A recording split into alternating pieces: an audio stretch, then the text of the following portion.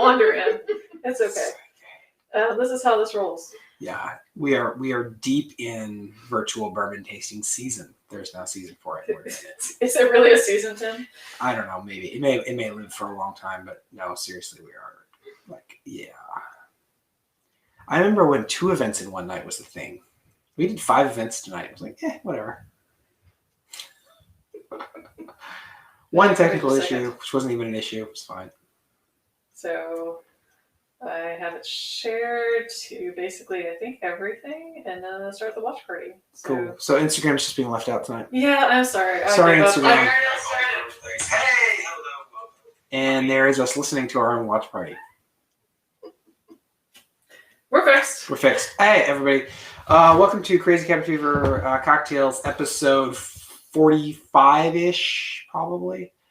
47. 47. I missed 2 episodes there. Dang. Episode 47, presented by Fascination Design and Team Little. So, cocktails. So basically, we started collecting various random cocktail recipes on Post-it notes as we go throughout the week, because we never know when we're not going to be prepared for one of these shows, but we're still trying to keep up with them. So we weren't prepared tonight. So I have 2. I have the yellow Post-it note and I have the green Post-it note, and that's how we're going to roll with this tonight. So basically, this arrived. Both these cocktails are a result of us getting in bottles for various things that we totally did not know what to do with. So the first one to start with, we got this Koval Cranberry Gin. Actually, this one came in. Did we buy this one? We got a small sample for an event, That's right. And then we went and bought a full-size bottle because we found out it was available, and it's actually really good. So a great events partner, events company in Chicago that we've been working with, who's really awesome, and we were having a lot of trouble sourcing some products, so they sent us some Koval Gin samples, and everybody really loved the Koval Cranberry Gin. So this is technically a gin liqueur because it's a gin-based spirit.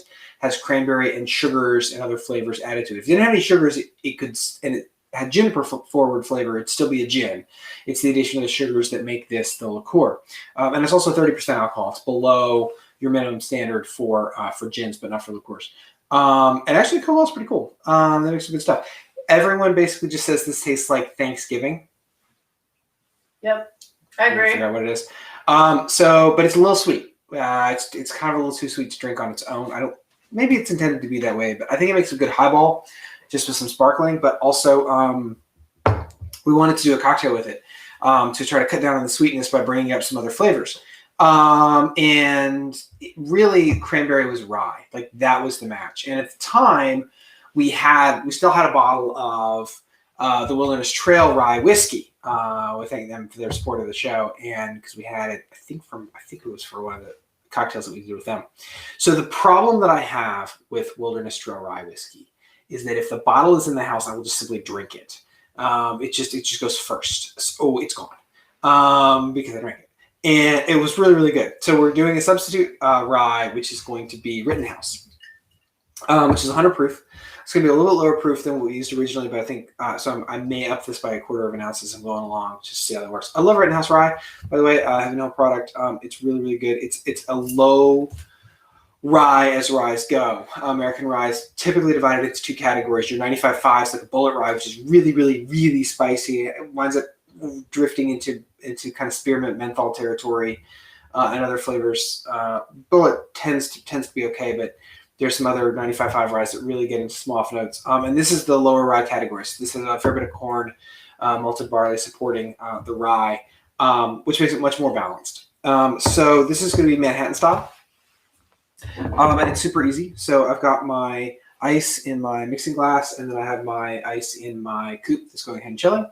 And then we're going to use chocolate bitters to make really kind of a dessert style cocktail, even with a rye base and with no added sugars other than what is in the gin there. So I'm going to use 2 dashes of my Scrappy's chocolate, and we really like Scrappy's, big fan of them. And then we're going to use 1.5 ounces of each of these. So this is actually going to be balanced, which I know is really unusual. Normally we do 2 to 1, although I think because this is a little lower proof, I'm going to go ahead and up this to 1 3/4. We'll put both recipes online eventually when we get around to that, when we don't have a dozen or 2 dozen virtual bourbon tastings in a week. Yeah, sorry. Recipes are not happening right now. Give us like till Christmas or something. Give us till Thanksgiving week. We'll be okay Thanksgiving week. Yeah. And look at the color, right? Okay, so this is interesting. I don't know how well you can see that. But see how the cranberry liqueur is sitting on the bottom? And it's that bright, like, red character. And then we have the brown on top of the whiskey. That's because of the sugar difference, right? So sugar makes a denser liquid. So when you make simple syrup, you start with 1 part sugar and 1 part water. And you expect that to be 2 parts of volume when you get to the end, but it's only 1.5 parts of volume because your density is increased. So I really should have put this together in the other order if I had been thinking it through, because that way the sugar, higher dense liquid would have fallen over the lower dense liquid. But I didn't think about it, so I'm going to have to stir it some more to get the full integration. So unlike a vermouth, which does not play with others, all of these actually play well with each other. So it's just really about integrating the sugars. Once the sugars are integrated, everything is going to be fine.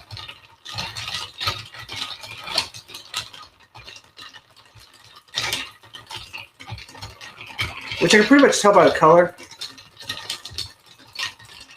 So there is, that's going to be good. I'm going to dump my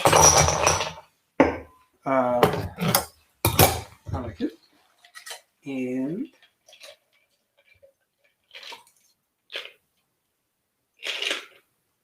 we wanted to brighten this a little bit because even with the addition of the whiskey, this is still a fairly sweet cocktail. And what helps to brighten the sweet, obviously, always is going to be some sort of acid or other bright. So we're going to use some orange because orange is lovely against cranberry. And then I'm just going to give it a twist. And this one actually goes in because there's not as much bitterness off of the orange compared to a lemon. So I'm going to use a little different technique when I get to the second one. That's really good. That is definitely dessert. So that was built on our Koval, and when we had it, the Wilderness Trail, but substituting in the Rittenhouse, which works great. So the other thing I picked up is the Rabbit Hole Gin, because we were big fans of the Rabbit Hole Gin back when it existed, and apparently it's fully discontinued in favor of this kind of bespoke and limited edition product. So this is batch 4. So this is barrel finished gin. So they buy somebody else's gin. I think it says it. Maybe it said on the hang tag or somewhere on the website. I found it on the website. Maybe on the website, but they're buying somebody else's gin, which is totally fine. And then putting it into their used barrels, which is why it has that color that it has right there. It's not clear. This is crazy sweet as a gin, and so it didn't present in any of the standard gin drinking concepts. The nose on it's very different too. Sorry, I'm going to interrupt him really quick. But the nose is very different than the taste. Mm-hmm. The taste has like the berry quality, but not quite as juniper. Mm-hmm. And the nose it's just not gin. Mm-hmm. It has kind of more of the barrel character. Yeah, it has a lot of like sort of cotton candy bubblegum sort of concepts, which it's getting from the barrel, which is weird. It doesn't feel integrated as a spirit on its own.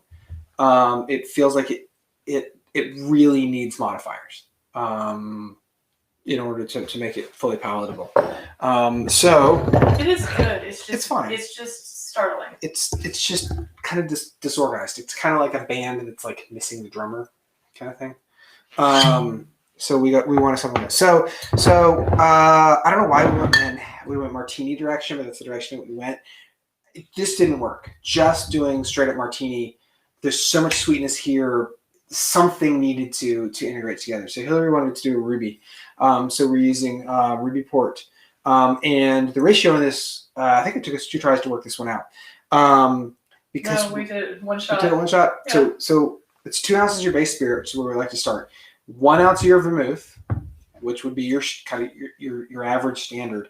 And then a 1/2 ounce of the port. And the port really helps this drink. I mean, we still kind of live in the dessert category, but it is it feels comprehensive as a drink. It helps the mouthfeel not be too disorganized and dry.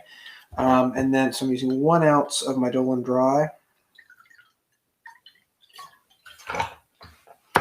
And 2 ounces of my Rabbit Hole Bespoke Gin. Again, same thing. You see how it's layering the sugars? But I did this in volume and price order. This is like a $50 bottle. Don't know that I do that again. So now I just got to get it to integrate. We do have vermouth now, so this does not play well with others to describe it, which means that it's going to take a little bit more effort to get it to fully integrate than the last one.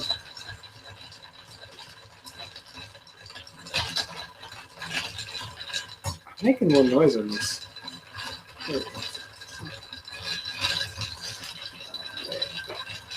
So yeah, this is a long stir. It's just so it takes. If you don't have these flavors fully integrated, the cocktail's super weird. Once you get it integrated, it's really, really good. So it's kind of it's like a ruby barrel aged martini thing. Weirdness. Somehow we mostly default to this style of cocktail right at the moment. I don't know if it's a transition to colder weather or not, but we're doing high proof stuff more regularly. I haven't done a good highball in a while. Okay, chilled coupe, because we prefer to drink out of coupes than martini glasses. They're so much easier to drink out of.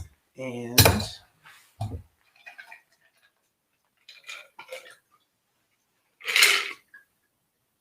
see, I don't know if you can see that color difference, but it's pretty substantial between those two drinks. Now, again, we want to brighten it because there's so much sugar there. So we're going to use a little bit of lemon peel. This time, I'm not going to leave the lemon in it because it's going to overbitter against the gin. So I'm just going to rub. Make sure I get good oils in there. Honestly, if you had some cranberries, especially some boiled cranberries, they would look good in either of these as a good garnish. It wouldn't affect the flavor too much. Ooh. That is nice. It needs the lemon because otherwise it's just heavy sweet on the palate. That is way more drinkable as a drink. So that's what we have. We don't have names for these things. We'll have names for them eventually when they get online. But I hope you understand the philosophy and what we're looking at and making kind of these dessert style Martini Manhattan kind of concepts. If you have any suggestions, we've got the next couple of weeks worked out. Bringing in some suggestions that we've had for various folks over the months that we've been doing this, and also some of our special guests are coming back to do some really, really interesting cocktails. And hopefully we'll introduce some new special guests soon. So thank you all for watching. You want to mention the Spark Dinner? Oh, hey, so if you're watching this live, we do have the next Spark Community Cafe fundraiser. So we do this one live event periodically, try to do every month. And it is a fundraiser for food insecurity in Woodford County and the surrounding areas. What's the date? Do you know what the date is? The 30th, October 30th. I think it's 7 p.m. Yeah, and this is not going to be a standard rub and dinner. We're going to do Halloween cocktails. Michelle Rapier, who's been on the show with us before, is a great friend. She is actually designing all the cocktails and will be leading that experience down at Spark Community Cafe. And as always, it's going to sell out early. So go ahead and get your tickets for that now if you want to join us. Tickets are on Eventbrite. You can find them through your Facebook as well. Mm-hmm. All right. Cheers, everybody. See you again next week. week. See you next week. 9 p.m. Eastern Standard Time. Yep.